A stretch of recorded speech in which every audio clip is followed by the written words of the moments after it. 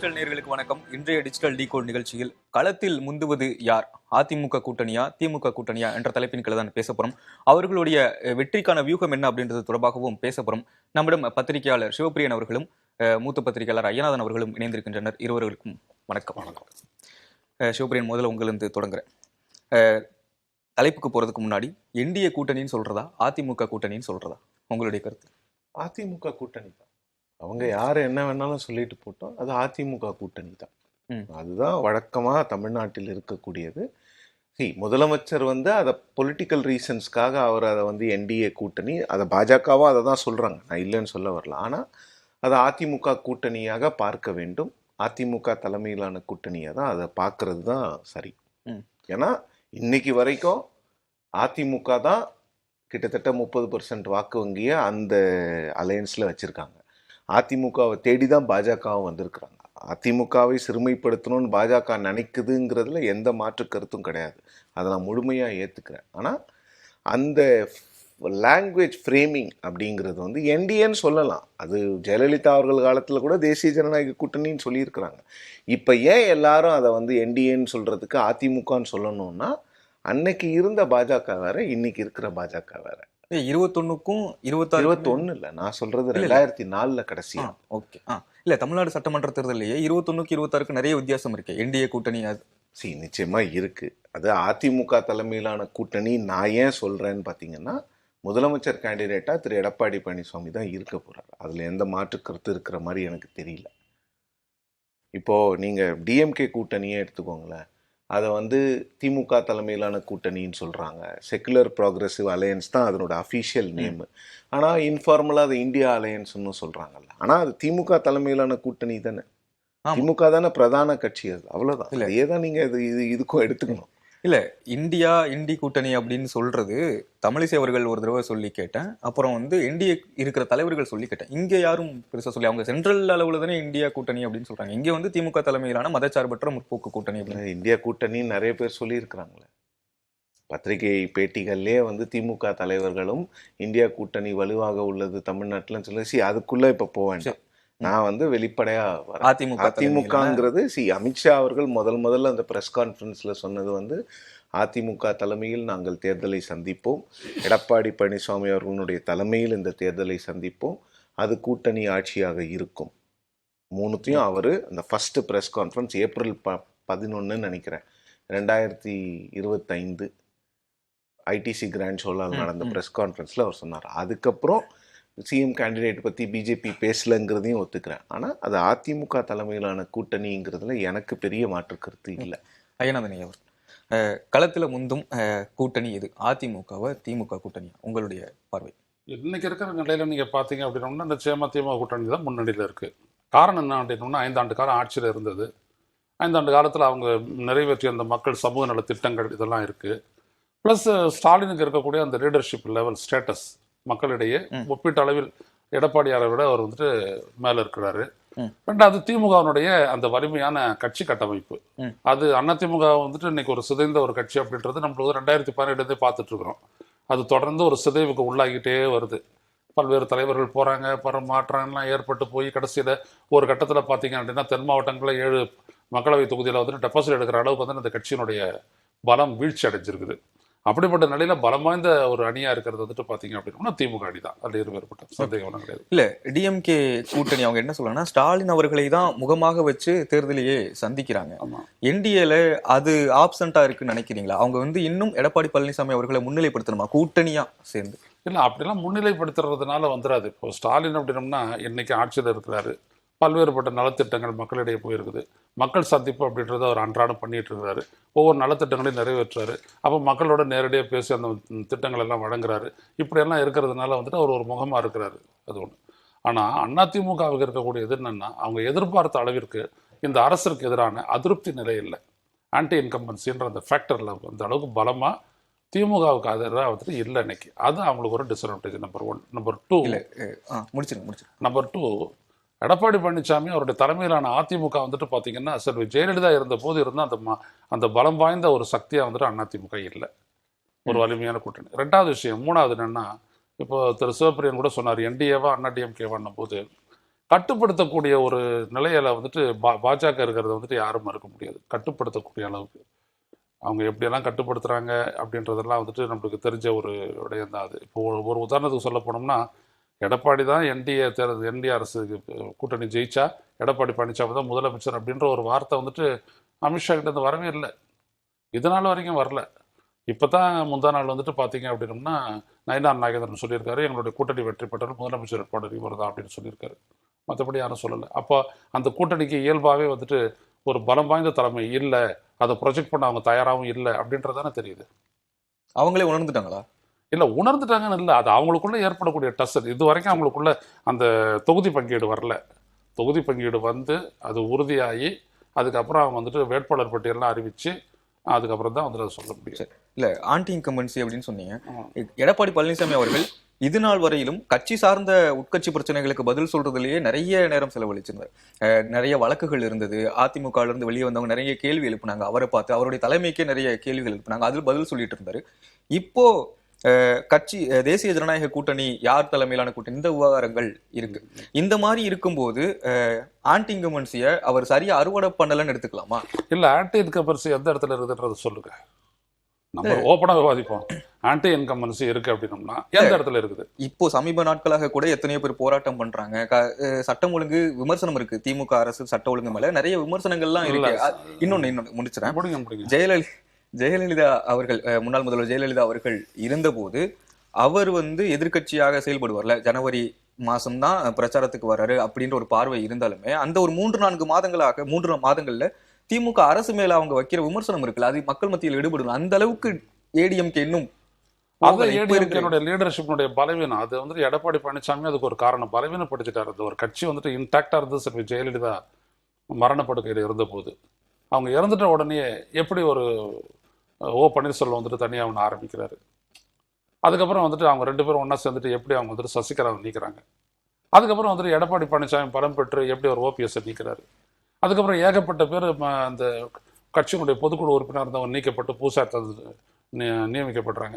இது எல்லாம் சேர்ந்து என்ன ஆகிடும் அப்படின்னம்னா, நீங்கள் நீக்கிட்டீங்கன்னா ஒருத்தர் அதோட அந்த பொலிட்டிக்கல் ஃபோர்ஸ் ஆஃப் ஆகிட போகிறது இல்லை. எந்த ஒரு நபரும் அவங்களுக்கு பின்னாடி இருக்கும். அதுதான் போன தேர்தலில் நிரூபணமாச்சு. ஒரு ரெட்டையில நின்ன ஒரு கேண்டிடேட்டை விட பன்னீர்செல்வம் நிறைய ஓட்டு வாங்கினார். ஒரு ரெட்டையில நின்ன ஒரு கேண்டிடேட்டை விட 2,88,000 ஓட்டு பார்த்தீங்க அப்படின்னோம்னா அவர் டிடிவி தினகரன் பெற்றார். இந்த மாதிரி இடங்கள் எல்லாத்தையும் நாம் தமிழருக்கும் அதிமுக கிட்ட ஒரு சமநிலை வாக்குகள் தென் மாவட்டங்கள் இருக்குது. தென் மாவட்டங்கள் தானே அதிமுகனுடைய கோட்டையை. அந்த இடத்துல ஏன் அந்த மாதிரி ஆச்சு? அப்போ ஏன் ஏற்பட்டுச்சு அப்படின்னோம்னா, ஒரு லீடர்ஷிப் அந்த ஃப்ளாக் அவங்கள அந்த கட்சியினுடைய ஒட்டு மொத்தத்தையும் சேர்த்து கட்டியால தவறிட்ட உடனே அவங்களால எதை பண்ண முடியும்? அதான் இங்கே நீங்கள் கூட்டணியை வச்சு உங்களுடைய பலவீனத்தை மறைக்கலாம். ஆனால் அது ஒரு பலமாக ஆயிடாது. உங்களுடைய கட்சி அப்படின்றது பலமாக இல்லாத பட்சத்தில் உங்களுடைய கூட்டணி உங்களுக்கு ஒரு பெரிய பலத்தை தந்திடாது. ஓகே, பேசலாம். சிவபிரியன் சார், டிஎம்கே மதச்சார்பற்ற கொள்கை அப்படின்ற ஒரு இடத்துல ஒன்று சேர்ந்திருக்காங்க. அவங்க தொடர்ச்சியாக அதை தான் சொல்றாங்க. இப்போ ஏடிஎம்கே என்டிஏ கூட்டணி அவர்கள் அவங்க டிஎம்கே ஆட்சியை வீழ்த்தணும் அப்படின்னு இன்னைக்கு கூட தமிழிசை அவர்கள் புதிய தலைமுறைக்கு அளிச்ச பேட்டியில திமுகவை வீழ்த்தணும்னா நாம எல்லாம் ஒரே அணியில சேர்ந்து இருக்கணும் அப்படின்னு சொல்றாங்க. டிஎம்கே கடந்த காலங்களில் பாஜக எதிர்ப்பு அப்படின்றத தாண்டி மத்திய அரசு எதிர்ப்பு வரப்போ எல்லாத்தையுமே எதிர்க்கிறாங்க. எல்லாத்தையுமே மீன்ஸ் இவங்களோட கொள்கைக்கு அகேன்ஸ்டா இருக்கிற எல்லாத்தையுமே எதிர்க்கிறாங்க. இந்த மாதிரி சூழல்ல பிஜேபி அவங்க முன்னிலைப்படுத்துறது திமுக ஆட்சியை வீழ்த்தணும், அதே இடத்துல மட்டுமே அதை வச்சுமே மட்டுமே தேர்தல் சந்திக்கிறது சரியா இருக்குமா?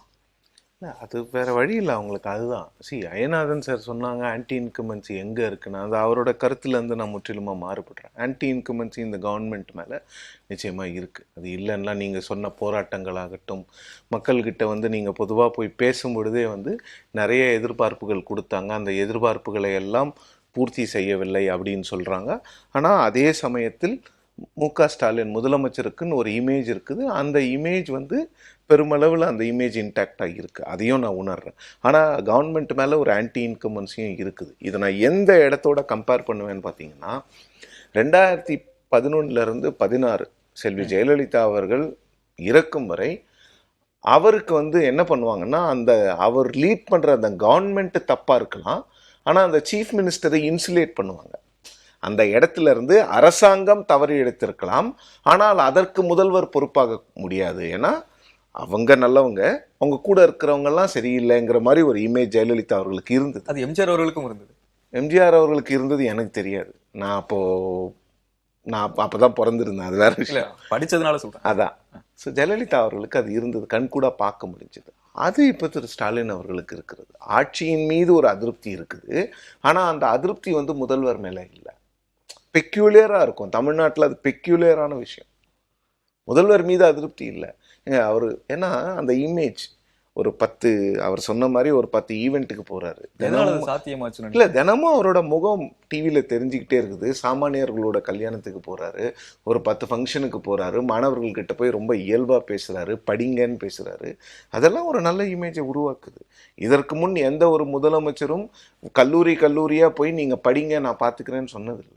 காமராஜர் சொல்லியிருக்கிறாரு, மற்ற அமைச்சர்கள் மற்ற முதலமைச்சர்கள்லாம் சொல்லியிருக்கிறாங்க.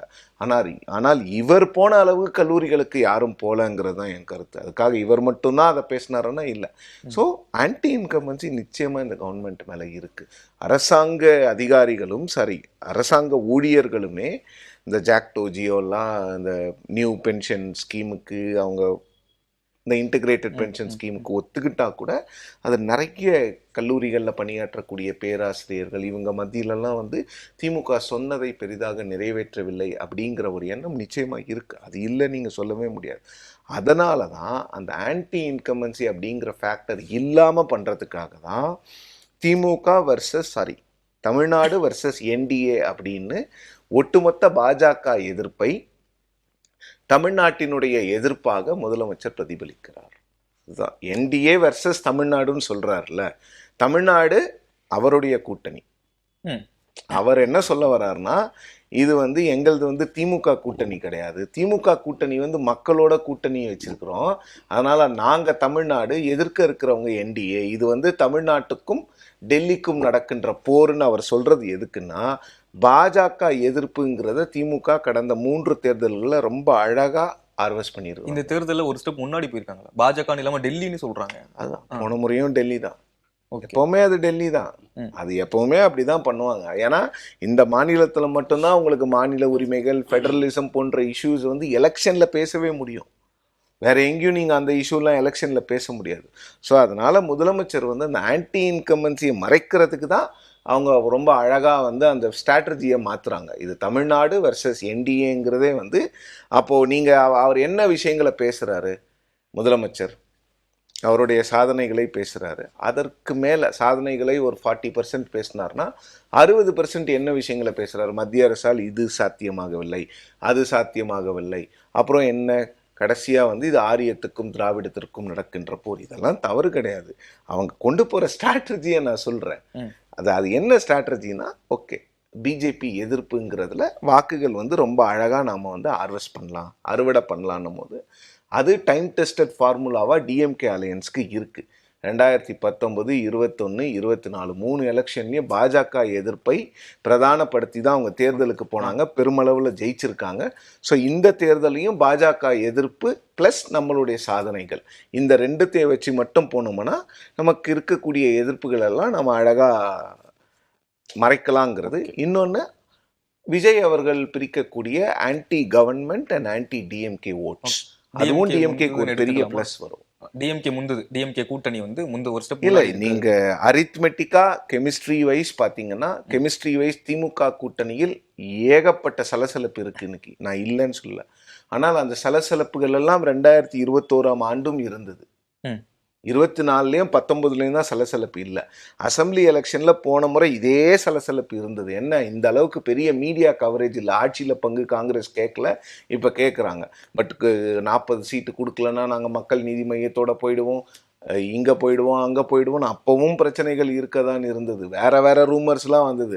பிஜேபி அதிமுக வந்து பிஜேபியை கலட்டி விட்டு காங்கிரஸோட சேர்ந்துருவாங்கங்கிற மாதிரிலாம் ரூமர்ஸ் இருந்தது. அந்த சலசலப்புகள் இருந்தாலும் கூட அந்த கூட்டணி வந்து ஓட் டிரான்ஸ்ஃபரை வந்து ரொம்ப அழகாக கடந்த 3 எலெக்ஷனில் பண்ணியிருக்கிறாங்க. ஸோ அதனால் அரித்மெட்டிக்காவும் மேத்தமெட்டிக்ஸ் வைஸும் அவங்களுக்கு வந்து ஒரு பெரிய ப்ளஸ் இருக்குது, கெமிஸ்ட்ரி வைஸும் அவங்களுக்கு ஒரு ப்ளஸ் இருக்குது, அதில் இல்லைன்னு சொல்ல முடியாது. ஆனால் அதே சமயம் என்டிஏ கூட்டணி வந்து நீங்கள் வந்து ஆன் பேப்பரில் அந்த அலையன்ஸும் ஒரு ஃபார்மிடபிள் அலையன்ஸ் தான். On paper. On paper, on கிரவுண்டில் எப்படி இருக்க போகுதுன்னு நம்ம பார்க்கணும். நான் ஏன் சொல்ல வரேன்னா, இப்போவே ஒரு சில சின்ன சின்ன சச்சரவுகள்லாம் அந்த கூட்டணியில் வர ஆரம்பிச்சிருக்கு. நான் ஏன் இந்த ஆன் பேப்பர்னு சொல்கிறேன்னா, இந்த அலையன்ஸ் முதல் முறையாக கட்டமைக்கப்படல. திரு டிடிவி தினகரன் அவர்களை தவிர மற்றவங்க எல்லாம் ஏற்கனவே 2019க்கும் 21க்கும் இதே கூட்டணியில் இருந்தாங்க. இந்த கூட்டணி ஜெல் ஆகலை, இந்த கூட்டணி வெற்றி பெறலை. 2024 இவங்க தனித்தனியாக நின்று இருந்தாலும் கூட இவர்களால் ஜெயிக்கவே முடியல. அப்போ என்னன்னா, அப்போ ஏற்கனவே 2 தேர்தலில் இந்த கூட்டணி வந்து it's not enough to take on the டிஎம்கேங்கிறது தான் பொருள். அந்த பாஸ்ட் டேட்டாவை வச்சு தான் நான் இதை பேசுகிறேன். ஆனால் ஏடிஎம்கே கூட்டணிக்கு வந்து இப்போ வந்து ஒரு சில அட்வான்டேஜஸ் இருக்குது. அந்த ஆன்டி இன்கம்பன்சியை அவங்க அறுவடை பண்ணலாம்.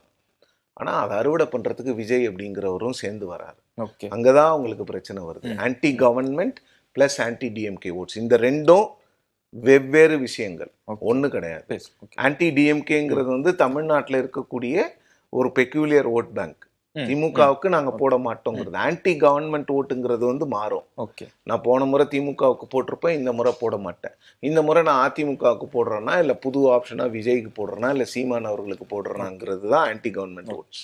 ஐயா, ஆன்டி டிஎம்கே ஓட்டு வந்து சிதறதுனால டிஎம்கேக்கு ஒரு பலம் அப்படின்னு ஒரு பார்வை இருக்கு. இப்போ என்ன கேள்வி என்ன அப்படின்னா, விஜய் திமுகவை எதிர்த்த அதே நேரம் திமுக எதை வச்சு அரசியல் பண்றாங்கன்னு ஒரு பார்வை இருக்குல்ல. அவங்க வந்து பாஜக எதிர்ப்பு மையமா வச்சுதான் அரசியல் பண்றாங்க. அப்படி இருக்கும்போது விஜய் அந்த வாக்குகளை கவர்றதற்கு பாஜகவை இன்னும் ஒரு படி மேல போய் விமர்சிச்சிருந்தாரு அப்படின்னா, இப்போ டிஎம்கேவும் ஒரு பதட்டத்துல விஜய தீவிரமா விமர்சிக்க ஆரம்பிச்சிருப்பாங்கல்ல.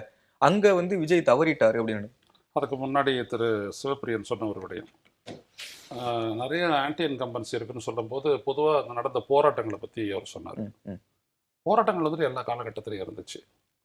ஒரு காலகட்டத்தில் எடப்பாடி பழனிசாமி 2021 தேர்தலுக்கு முன்னாடி என்ன சொன்னார்னா, என்னுடைய ஆட்சி 63,000 போராட்டங்களை சந்திச்சுது அப்படின்னாரு. ஆமாம் சார், போராட்டங்கள் இருக்கும். ஆனால் அந்த போராட்டங்களுக்கு ஒரு ஆட்சி எப்படி ரெஸ்பாண்ட் பண்ணுது அப்படின்றது தான் இங்கே.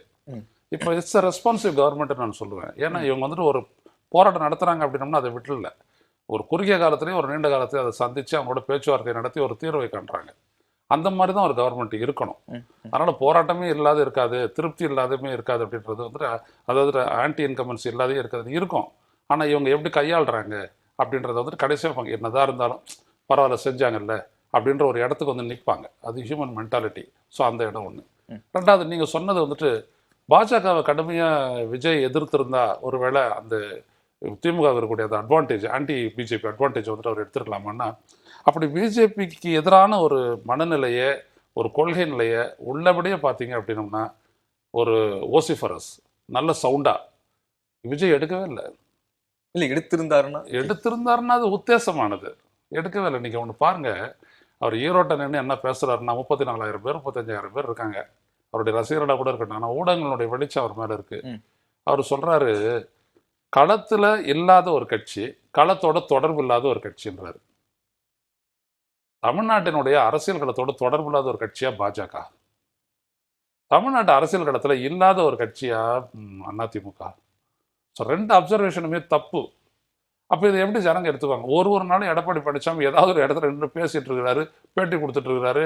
ஒரு கொள்முதல் நிலையங்கள் உட்பட அங்கெல்லாம் போயிட்டு அவர் பேசிட்டு இருக்காரு. ஒன்று பாஜக வந்துட்டு பண்ணால் டே இன் டே அவுட் வந்துட்டு பார்த்தீங்கன்னா ஊடகங்கள் முன்னாடி நிற்கிறாங்க, ஏதாவது ஒரு போராட்டத்தை பண்ணுறாங்க, அல்லது ஏதாவது ஒரு இடத்துல ஒரு பொதுக்கூட்டத்தை கூட்டுறாங்க, ஏதாவது பண்ணிக்கிட்டே இருக்கிறாங்க. ஒரு ஆக்டிவ் பார்ட்டி, அதாவது தாவேக்காவை விட தமிழ்நாட்டில் ஒரு ஆக்டிவ் பார்ட்டியாக தான் பாஜக இருக்குது. அப்போ அந்த கட்சி வந்துட்டு களத்தில் வந்துட்டு சம்மந்தப்படாத ஒரு கட்சின்னு நீங்கள் எப்படி சொல்லுவீங்க? அப்போது இந்த மாதிரி இருக்கக்கூடியது இது வந்துட்டு ஒரு சார்ட் ஆஃப் எஸ்கேபிசம். நீங்கள் இந்த மாதிரி போனீங்க அப்படின்னா மக்கள் உங்களை வந்துட்டு எடுத்துக்க மாட்டாங்க. நான் சொல்கிறது தான் ஃபேக்ட் அப்படின்னு சொல்லிட்டு மக்கள்கிட்ட, இன்றைய மக்கள்கிட்ட சொல்ல முடியாது. இன்றைய மக்கள் வந்துட்டு பல்வேறுபட்ட படிநிலைகள், பத்திரிகைகள், தொலைக்காட்சிகள், சமூக ஊடகங்கள், அதுக்கப்புறம் அது இல்லாத ஷார்ட்ஸு, அப்புறம் ஃபேஸ்புக்கு எல்லாமே இருக்குது. எல்லாத்துலேயும் வந்துட்டு பகிரப்படக்கூடிய விடயங்களை வச்சு தான் அவங்களுடைய கருத்தை வந்துட்டு ஒரு ஃபார்மேஷனுக்கு வருது. அப்போது இங்கே கவனிக்க வேண்டிய ஒரு விடயம் என்னென்னா, விஜய் அசஸ்மெண்ட்லேயே வந்துட்டு தப்பு பண்ணிட்டார் அரசியலில். பாஜகவை எதிர்க்கிறது அப்படின்றது வந்துட்டு எந்த அடிப்படையில் தான் அவர் எதிர்த்திருக்கணும் அப்படின்னோம்னா, தமிழ்நாட்டினுடைய நலனை சார்ந்து திமுக சொன்ன கோரிக்கைகளோட இவங்க வேற ஏதாவது கோரிக்கையை வச்சு அதை வந்துட்டு எதிர்த்திருந்தாரு அப்படின்னோம்னா நிச்சயமா அது வந்துட்டு ஒர்க் அவுட் ஆகிருக்கும். அது நீங்க சொல்ற மாதிரி ஒரு ஆன்டி பிஜேபி ஸ்பிரிட் அப்படின்றதுலாம் அவங்க என்ஜாய் பண்ணியிருப்பாங்க. ஆனால் அப்படி ஒன்று நடக்கவே இல்லையே. இப்போ கூட என்ன பாருங்க, நான் பேச போறது இல்ல, அவர் என்ன சொன்னாரு, ஒவ்வொரு வீட்டுல இருந்து விஜய் பாஸ் வருவாரு அப்படி. அதெல்லாம் அவங்கள நம்ம பேச போறது இல்ல பாஸ், அது எனக்கு தேவையில்லை பாஸ், இங்க வந்து எனக்கு திமுக தான் பாஸ் அப்படின்னு சொன்னேன். அப்போ இந்த அரசியல் வந்துட்டு எடுபடாது மக்கள் மத்தியில. மக்கள் மத்தியில ஒரு பாஜக வருதுன்னம்னா இவங்க எனக்கு என்ன செஞ்சாங்க, எந்த இடத்துல இவங்களுக்கு எனக்கு ஒரு தொடர்பு இருக்குது, அதான் ரொம்ப முக்கியம். Images cannot boost electoral prospects அப்படின்வாங்க. ஆனா 40% சொல்றாங்களே வாக்குகள், 40% வரை போகும். அதெல்லாம் பெருசா நான் அன்னைக்கே உங்களுக்கு சொன்னேன். அது வந்து இன்டர்னல் சர்வேஸ் எல்லாம் நாம எடுத்து பேசினோம்னா அப்ப திமுக ஒரு இன்டர்னல் சர்வேஸ் பண்ணோம், அதிமுக ஒரு இன்டர்னல் சர்வே பண்ணோம். அதெல்லாம் உட்காந்து நம்ம இன்டர்னல் சர்வேஸை பேசிக்கிட்டு இருக்கிறதுல வந்து பிரயோஜனம் கிடையாது. ஏன்னா இன்டர்னல் சர்வேஸ் வந்து அவங்களோட ஸ்ட்ராட்டஜிக்காக பண்ணப்படுகின்ற விஷயங்கள். அதில் வந்து சாம்பிள் சைஸ் எவ்வளோன்னு தெரியாது, என்ன பண்ணியிருக்கு, என்ன கேள்விகள் கேட்டிருக்காங்கன்னு தெரியாது. அதெல்லாம் யாரும் அந்த டேட்டாஸ் எல்லாம் எந்த பொலிட்டிக்கல் பார்ட்டியும் வைக்கிறது இல்லை. 40%ன்னு இப்போ ட்விட்டரில் போய் நீங்கள் அந்த ரோல்ஸ் எல்லாம் அந்த ட்வீட்ஸ் எல்லாம் பார்த்தீங்கன்னா 400 பேர்கிட்ட பேசுகிறாங்க. 2.25 லட்சம் பேர் இருக்கக்கூடிய ஒரு தொகுதி 400 பேர்கிட்ட பேசிட்டு தாவேகா 142, திமுக 133, அதிமுக 98 இப்படி போட்டுக்கிட்டு இருக்காங்க. அது இல்லாம இவங்களுக்கு இந்த டிவிகேக்கும் அதிமுகவுக்கும் ஒரு பிரச்சனை இப்போ வந்துட்டு இருக்குதுல்ல. அதுக்கு முன்ன வந்து அவங்க என்ன பண்ணாங்கன்னா தாவேகா, அதுக்கப்புறம் அதிமுக, அதுக்கப்புறம் திமுக வந்துச்சு. இப்ப பிரச்சனைக்கு அப்புறம் அதிமுக 3வது இடத்துக்கு போயிடுச்சு. இதெல்லாம் உட்காந்து நம்ம டிஸ்கஸ் பண்ண முடியாது. அந்த பிளேஸ் பண்றது அவங்க மாத்திக்கிட்டே இருக்காங்க. அவங்க வந்து ஒரு பெர்செப்ஷன் கிரியேட் பண்ணோம். விஜய்க்கு வந்து மக்கள் கிட்ட அவ்வளவு பெரிய அமோக ஆதரவு இருக்கிறது, 40% அவருக்கு ஓட்டு வந்துருச்சு, 45% ஓட்டு வந்துருச்சு. இதுக்கும் மேலாக போய் அந்த ட்விட்டர் அக்கௌண்ட் எல்லாம் நீங்க எடுத்து பாட்டுங்க, சட்டுப்புட்டுன்னு தேர்தலை வச்சு சம்பிரதாயத்துக்கு தேர்தலை வச்சு முடிங்க, எங்க அண்ணன் போய் சென்ட் ஜார்ஜ் கோட்டையில உட்காரணும், இதெல்லாம் இருக்குங்க. நான் என் கற்பனையில இருந்தெல்லாம் பேசல, இதெல்லாம் இருக்கு. நீங்க ட்விட்டரை எடுத்து பாத்தீங்கன்னா அபிஷியலா டிவிகேவினுடைய மாவட்ட ஐடி விங் ஆர்கனைசர்ஸ் எல்லாம் இதை பேசுறாங்க. அப்போ நீங்க அதெல்லாம் அவ்வளவு சீரியஸா எடுத்துக்கிட்டு பேசுனீங்கன்னா நம்மளால டிபேட் பண்ண முடியும். இல்ல 40% அவங்க சொல்றாங்க. 15 to 20 கூட அரசியல் நீங்க ஒரு இளைஞர் சினிமா பார்ப்பீங்க, அதுக்கு ஒரு பங்கீடு இருக்கும் உங்களுடைய வாழ்க்கையில, என்டர்டைன்மெண்ட் லைஃப்ல அதுக்கு ஒரு பங்கு இருக்கும். ஆனா அந்த சினிமா வந்துட்டு உங்களுடைய வாக்க முடிவு எடுக்குமா? எடுக்காது. அப்போ உங்களை பொறுத்த வரைக்கும் ஒவ்வொருத்தருக்கும் அது பொருந்தும் இல்ல. எல்லாருமே சிந்திப்பாங்க. இங்க ஹியூமன் இதுல என்னன்னீங்கன்னா, ஒருத்தன் படிச்சவனா இருக்கலாம், படிக்காதவனா இருக்கலாம், பணக்காரனா இருக்கலாம், ஏழையா இருக்கலாம், விவரம் தெரிஞ்சவனா இருக்கலாம், விவரம் தெரியாதவா இருக்கலாம். ஆனா சிந்தனையற்றவன் யாரும் கிடையவே கிடையாது. சிந்திப்பாங்க. ஏன்னா அது ஒரு ரிஃப்ளெக்டிவ் ப்ராசஸ் மனுஷனுக்குள்ள நடந்துக்கிட்டே இருக்கும். ஐயா சிவப்பிரியன் சொல்றதோ ஐயனான் சொல்றதோ அப்படியே இதான் ஃபேக்ட் அப்படின்னு சொல்லிட்டு போயிட போறதில்ல, அவங்க சிந்திப்பாங்க. அதனால தான் நீங்கள் ஆழமாக இவ்வளோ கேள்விகளை அடுத்தடுத்து நீங்கள் கேட்டுக்கிட்டு இருக்கிறீங்க. ஏன்னா அந்த சிந்தனைக்கு வந்துட்டு உரம் மூட்டுறதுக்காக தான் ஒரு சேனலே வந்துட்டு வேலை செய்யுது. அப்போது இதில் இன்னொன்று இருக்குது, பில்டப் பண்ணுறதும் இருக்குது. நான் என்ன சொல்ல வரேன்னா, இவர் சொல்லிட்டு போயிட்டாருன்னா அதான் உண்மை அப்படின்னு ஏற்றுக்கிறதுக்கான காலகட்டமாக அது. அப்படி எம்ஜிஆரும் எதிர்பார்க்கலைங்க. ஃபார் யுவர் இன்ஃபர்மேஷன், நான் அந்த காலகட்டத்தில் சிவபிரியனை விட நான் ரொம்ப மூத்தவன். நான் பார்த்துருக்கேன் எம்ஜிஆர் எவ்வளோ கஷ்டப்படுவார் தெரியுங்களா பேசுகிறதுக்கு. அவர் கூட 40 பேர் இருந்தாங்க. ராசாராம்லேருந்துட்டு ஆரம்பித்து காளிமுத்து வரைக்கும் நீங்கள் பார்த்தீங்க அப்படின்னா அவ்வளவு பேர் இருந்தாங்க. பேசுவார், இது என்ன சரியா, இது என்ன சரியா, நம்ம சொல்கிறது சரியா, நம்ம பேசுறது சரியா அப்படின்லாம் பல இடங்களில் எம்ஜிஆர் ஆட்சிக்கு வந்த பின்னரும் பேசுவார். என்ன காரணம்னு கேட்டிங்கன்னா, ஆதரவு அப்படின்றதெல்லாம் வந்துட்டு நிலைத்ததெல்லாம் கிடையாது. அவருடைய ரசிகர்கள் ஆதரவு இருக்குது, அதையும் தாண்டி பெற்ற ஆதரவு தான் அவர் ஜெயிக்கிறார். 29% வாக்குகள் அப்படின்னா அது சாதாரணம் கிடையாது. அதுக்கப்புறம் அது மாதிரி பல்வேறுபட்ட ஃபேக்டர்ஸ் இருக்குது. நம்ம ஒன்று சாதாரணமாக வந்துட்டு அட்ராக்ஷன் அப்படின்னு. ரெண்டாவது, விஜய் வந்துட்டு ஒரு கரிஷ்மாட்டிக் ஃபிகர் அப்படின்றதெல்லாம் கிடையாதுங்க. தமிழ்நாட்டில் தோன்றிய இந்தியாவில் தோன்றிய கரிஷ்மாட்டிக் ஃபிகர்ஸ் யாருன்னா, ஒன்று எம்ஜி ராமச்சந்திரன், இன்னொன்று என்டி ராமராவ். அவங்க 2 பேர் தான் சும்மா டிக்டேட் பண்ண மாதிரி வந்துட்டு அவங்க வந்தாங்க. ஆனால் 2 பேருமே கடுமையாக கஷ்டப்பட்டாங்க. 2 பேருக்குமே அடிப்படை இருக்குது. இவர் கட்சியிலேருந்து தூக்கி வெளியில் போட்டது ஒரு பெரிய காசு. அவருக்கு வந்து ஆத்ம கௌரவம் ஆஃப் தெலுங்கு மக்களினுடைய ஆத்ம கௌரவம் அப்படின்னு சொல்லிட்டு காங்கிரஸுக்கு எதிராக அவர் போட்டதான் காங்கிரஸே வந்துட்டு ஆந்திராவிலேருந்து எராடிகேட் பண்ணிச்சு. அதுக்கப்புறம் முளைச்சாங்க மறுபடியும் காங்கிரஸ், வேற கதை. இன்றைக்கி தெலுங்கானாவில் ஆட்சியில் இருக்காங்க. அப்போ இந்த பொலிட்டிக்கலில் வந்துட்டு நீங்கள் பார்த்தீங்க அப்படின்னோம்னா ஆதரவு தளம் அப்படின்றதெல்லாம் வந்துட்டு அவ்வளோ சாதாரணமாக உருவாக முடியாது. இன்னைக்கு விஜய் ரசிகனாக இருக்கிறவன் நாளைக்கு வேற மாதிரி சிந்திப்பான்.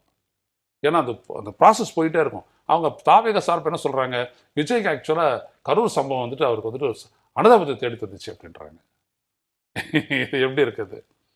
ஒரு இடத்துல 41 பேர் இறந்து போனது இடத்துல அவர் அந்த இடத்த விட்டு போயிட்டாரு. அது தொடர்பாக கேள்வி கேட்குறாங்க, அது பேசாதே போயிடுறாரு. அதுக்கப்புறம் ஒரு 70 நாள் வந்துட்டு அவர் செல்ஃப் குவாரண்டைன் முடிஞ்சு போச்சு. எப்படி அவர் மேலே வந்துட்டு ஒரு அனுதாபம் வரும்?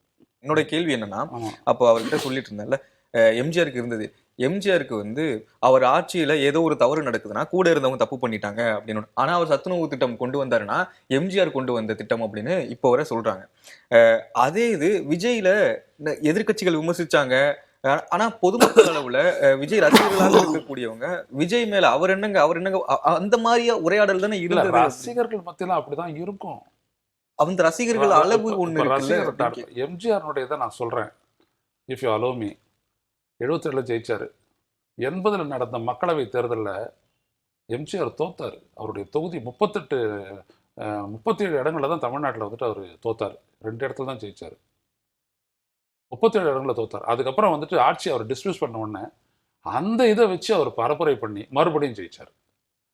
84 அவர் மறுபடியும் தேர்தலை சந்திக்கும் போது நோய்வாய்ப்பட்ட நிலையிலையும் இந்திரா காந்தி அம்மையார் சுடப்பட்டு இறந்த நிலையிலையும் அது அவருக்கு வந்துட்டு வாக்குகளாக மாறிச்சு. அதில் அவர் ஜெயிச்சார்.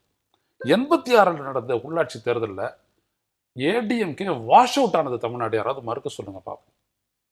மொத்தம் உள்ள 100 நகரசபைகளில் 97 நகரசபைகளை கைப்பற்றியது திமுக.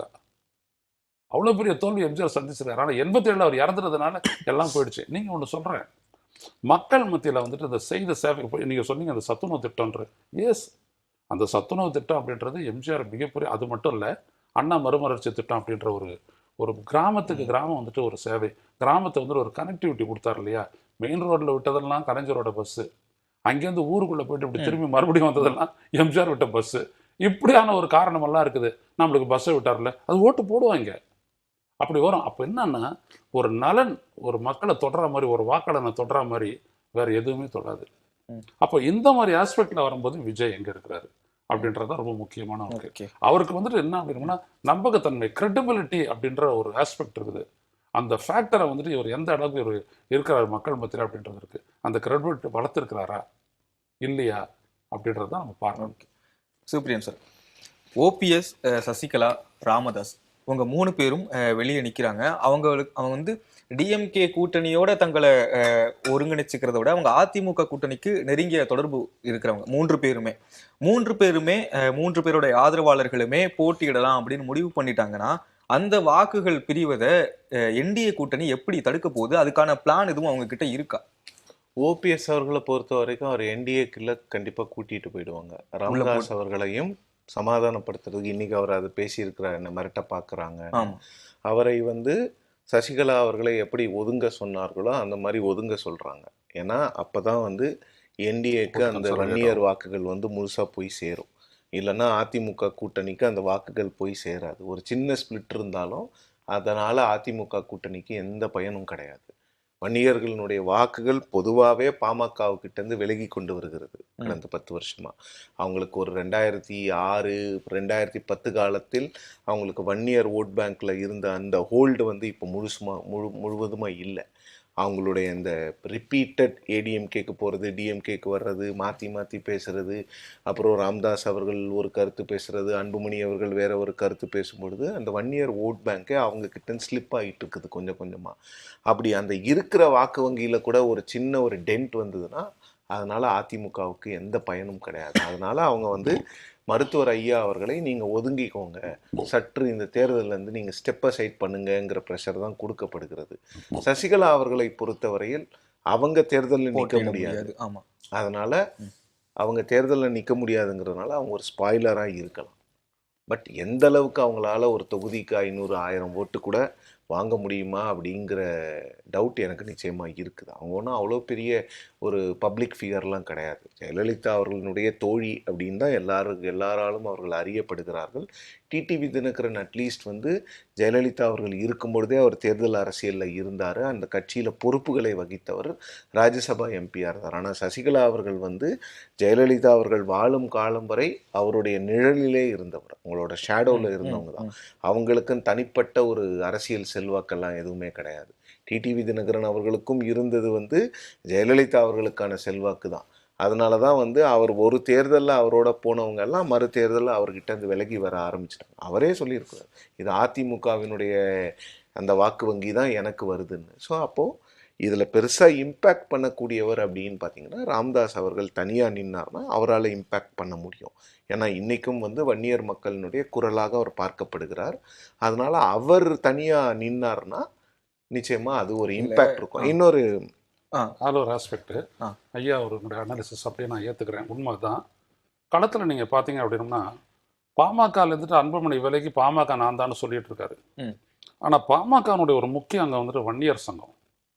அந்த வன்னியர் சங்கம் பார்த்தீங்கன்னா ஒரு ராமதாஸ் ஐயா வந்துட்டு இந்த ஸ்பிளிட்டுக்கு அப்புறம் கூட்டின ஒரு கூட்டத்தில் வன்னியர் சங்கத்தினுடைய பிரதிநிதிகள் எல்லாரும் வந்துட்டாங்க. வந்துட்டு நாங்கள் வந்துட்டு ஐயாவோட தான் நிற்போம் அப்படின்னு அவங்க சொல்லிட்டாங்க. அதுக்கப்புறம் வன்னியர் வாலிபர் சங்கம்னு ஒன்று இருக்குது, அதுவும் வந்துட்டு பார்த்தீங்கன்னா ஒரு ராமதாஸ் ஐயாவோட தான் நிற்குது. ஸோ அப்போ ராமதாஸ் ஐயா வந்துட்டு ஒரு இணக்கப்பாட்டோட இவங்க கொண்டு வந்துட்டு இந்த கூட்டணியில் சேர்க்காம அவரை தனிச்சு விட்டாலும் சரி, இல்லை அவர் தனிச்சு போட்டிக்கிட்டாலும் சரி, எப்படி பார்த்தாலும் வன்னிய பெருமக்களுடைய ஓட்டு அன்புமணிக்கு வந்துட்டு முழுமையாக கிடைக்கிறதுல ரொம்ப கஷ்டம்.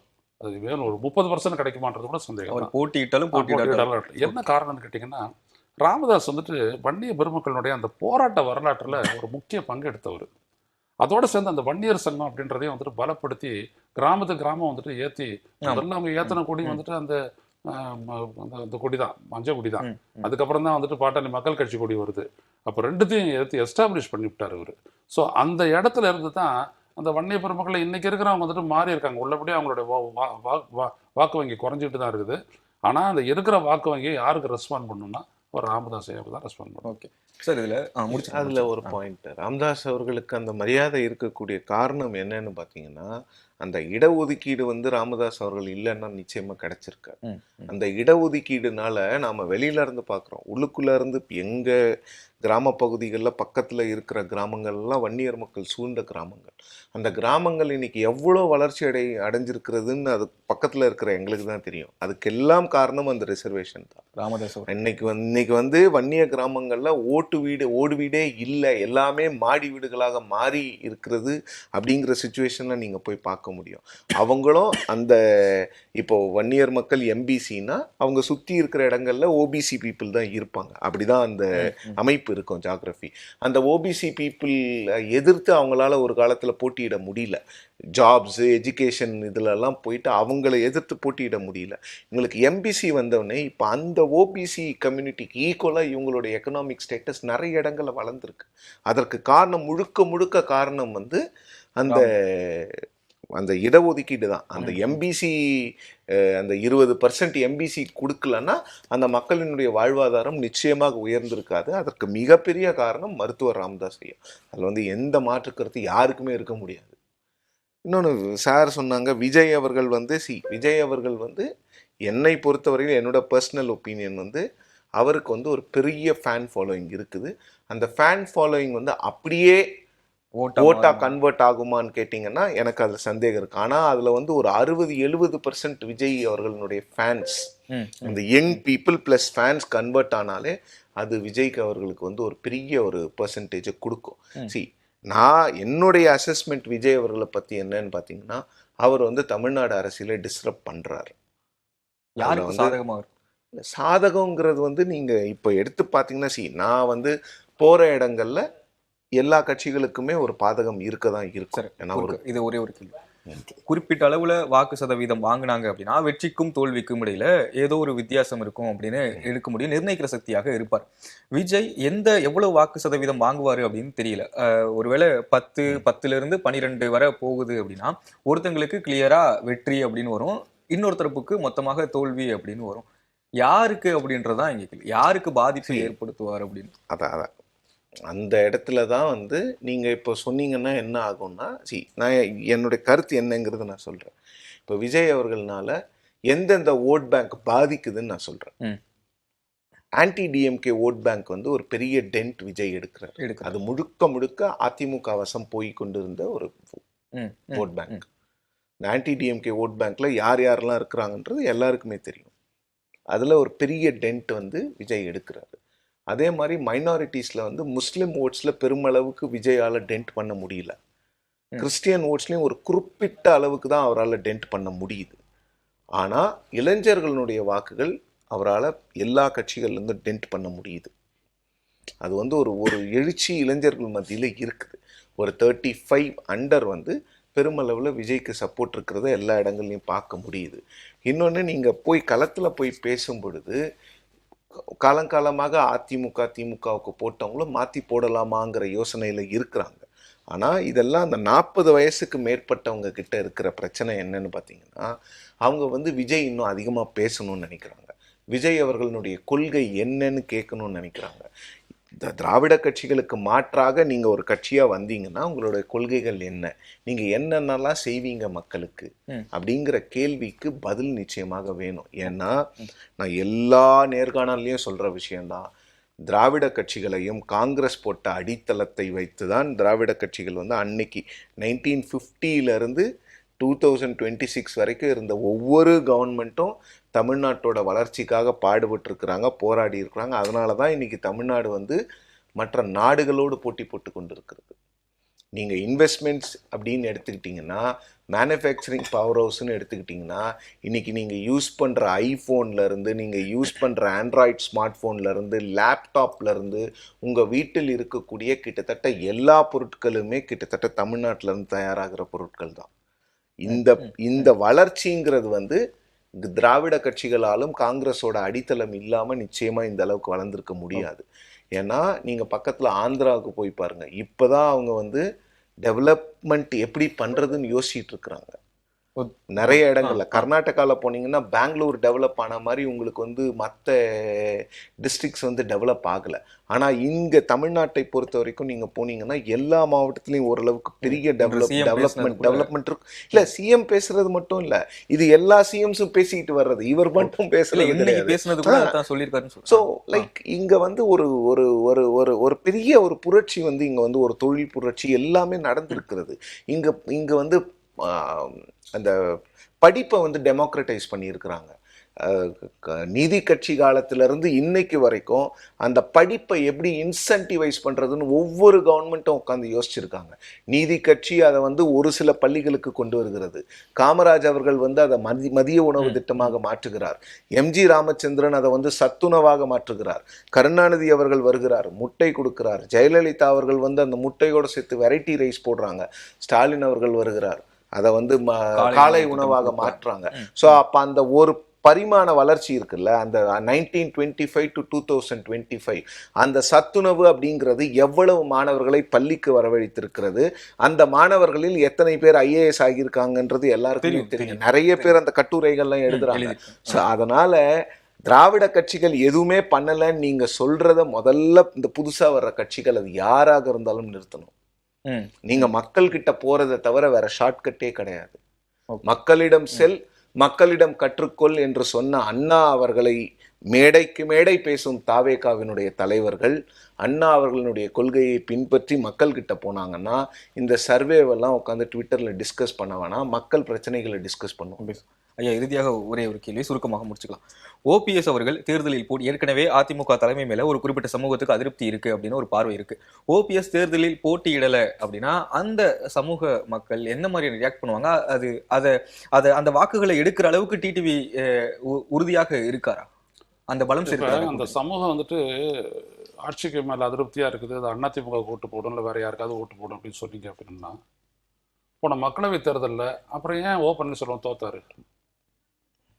1.25 லட்சம் வாக்கு வித்தியாசத்துல அந்த பார்வையை தவறுன்னு சொல்லி. ஆமா, அந்த பார்வை அப்படிலாம் கிடையாது. தமிழ்நாட்டில் இருக்கக்கூடிய அந்த சோஷியோ பொலிட்டிக்கல் திங்கிங்கை நீங்க பாத்தீங்க அப்படின்னா அப்சல்யூட்லி தட் இஸ் காஸ்மோபாலிட்டன். நீங்க எந்த ஊர்ல வேணாலும் போங்க, சாதியம், சாதி சங்கம் இதுங்கெல்லாம் இருக்கக்கூடிய ஒரு இடம் வந்துட்டு பாத்தீங்கன்னா ரொம்ப மினிமல் இன்ஃப்ளூயன்ஸ் தான் உங்களுக்கு.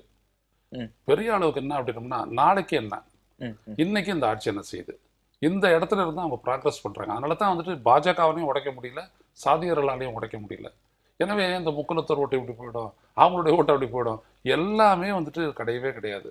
அவங்க என்ன பண்ணாங்கனாலும் சரி, இந்த வந்துட்டு இங்கே ஒரு தனித்த சிந்தனை வந்துட்டு ப்ரீ எமினண்டாக இருக்குது மக்கள் மத்தியில், மிகப்பெரிய அளவுக்கு அது ஓங்கி இருக்குது. அவங்க சிந்திக்கிறாங்க. அதனால தான் நீங்கள் பார்த்தீங்க அப்படின்னோம்னா எந்த கம்யூனிட்டி இருக்கிற இடத்த இவங்க சொல்கிறாங்களோ அந்த இடத்துல இருந்து அமெரிக்காவில் வேலை செய்கிறவங்க எவ்வளோ பேர், சுவிட்சர்லாந்து வேலை செய்கிறவங்க எவ்வளோ பேருன்னு பார்த்தீங்கன்னா தென் மாவட்டங்களில் ரொம்ப அதிகம். ரொம்ப இளைஞர்கள் அந்த மாதிரி படிச்சுட்டு போயிட்டு நிற்கிறாங்க. அப்போ அதுக்கு காரணம் என்ன அப்படின்னோம்னா சோசியோ பொலிட்டிக்கல் திங்கிங் அப்படின்றது இங்கே வந்துட்டு ஒரு வேற ஒரு லெவலில் இருக்குது. இதை வந்துட்டு உடைக்கணும் அப்படின்றது வந்துட்டு இம்பாசிபிள். இதுல இருந்து நீங்க இம்ப்ரூவ் பண்ணிட்டு போகலாம், உடைக்கிறதுன்றது இம்பாசிபிள். கீழே இழுக்கிறதுன்றதுதான் அப்சல்யூட்லி இம்பாசிபிள். ஓகே, ஏடிஎம்கே கூட்டணி டிஎம்கே கூட்டணி எந்த கூட்டணி முன்னணியில இருக்குன்னு நினைக்கிறீங்க? உங்களுடைய இறுதி பார்வை. டிஎம்கே தான். டிஎம்கே. சார் நீங்க? நான் பேருக்குன்னு அதுக்கு பதில் சொல்லிட்டேன். இறுதியாக இறுதியாக கெமிஸ்ட்ரியா பார்த்தீங்கன்னா திமுக கூட்டணிக்கு ஒரு ஸ்லைட் எட்ஜ் இருக்கிறது உண்மை. ஓகே, அதில் வந்து எந்த மாற்று கருத்தும் கிடையாது. ஆனால் போக போக உங்களுக்கு மேனிஃபெஸ்டோஸ் இருக்குது, கேம்பெயின் ஸ்டார்ட் ஆகணும், கேண்டிடேட் லிஸ்ட்டுன்னு ஒன்று இருக்கிறது.